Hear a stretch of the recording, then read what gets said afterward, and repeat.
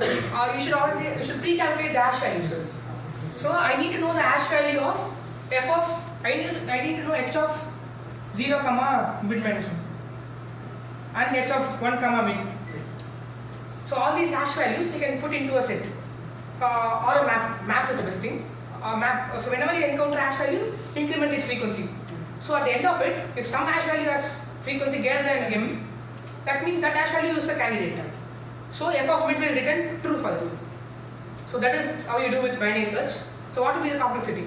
N of log square. N? Log square. Binary search is 1 log n. Yeah, plus the map n log n square. Yeah, map is 1 map log. is 1 log. So this log n for the binary search, then there will be O of n substrings, but I will use map for incrementing the frequency. So it will be O of n log n square. It's actually this will pass the constraints, but there is a O of n solution for this using suffix arrays.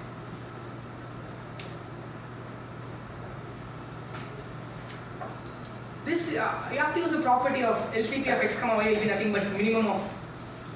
If you understand that, you can solve this. I'll give some time. So how do you solve this with suffix arrays?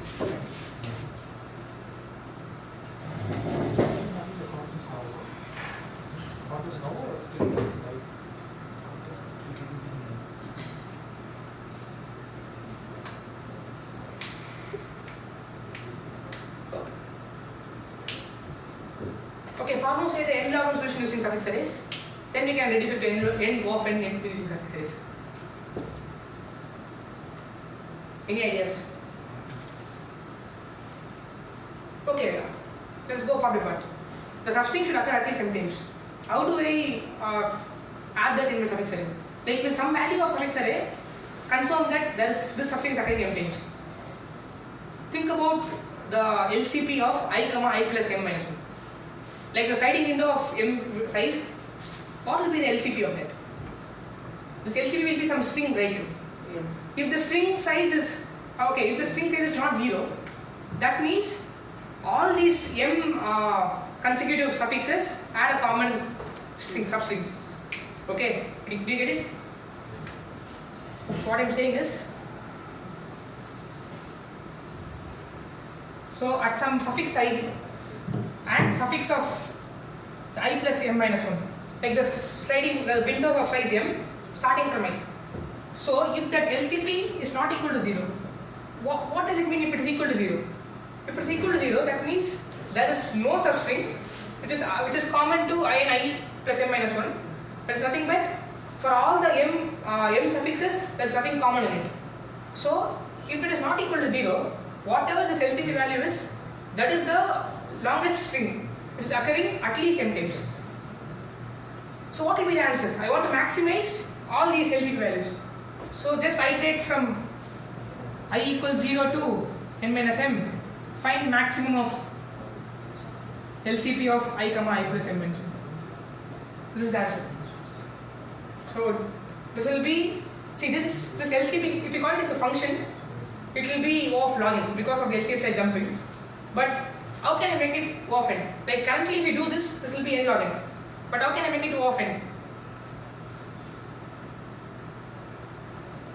Okay, this LCP of I and I plus m minus 1, right?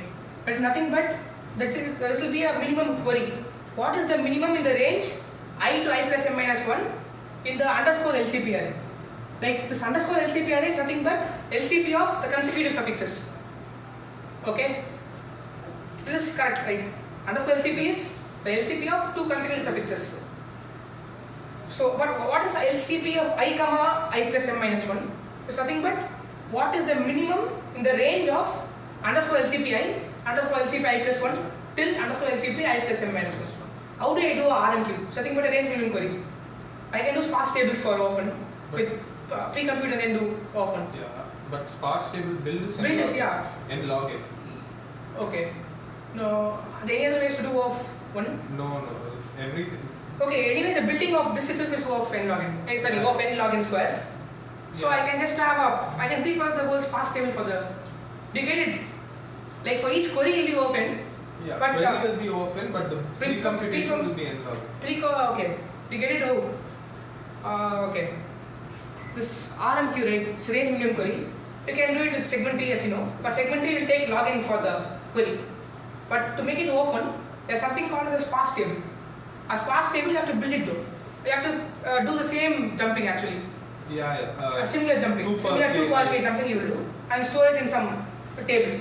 So using the table, sparse table, you can do this RMQ of a range in O of 1. So instead of this LCP, I have just called RMQ of this. So that will be O of n for query. But for building, I already built a suffix array in n log n square plus this sparse table of n log n.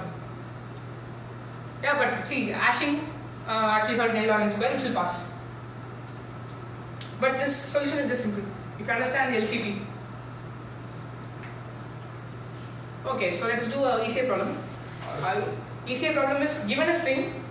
What is the lexicographically smallest rotation? I can rotate this thing as much times as I want. What will be the smallest string I can get from it? The first value in the suffix array. Huh? First value in the suffix array. Start from there. Yeah, start from there. Okay, at low. So you got this idea, right? So if you build the suffix array for this thing, so that will be a suffix which is starting from the first position. So same way, we saw that DCAB, AB actually started in the first position, right?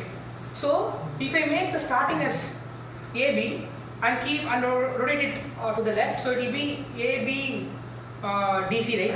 So AB DC is the smallest lexicographic rotation of this string is. There are harder problems in suffix arrays, but I'm going to stop it. We'll take generating, sir. I'll say the problem. I'll come. So any doubts in suffix arrays, just intuitively got. So if you know LCP, you can do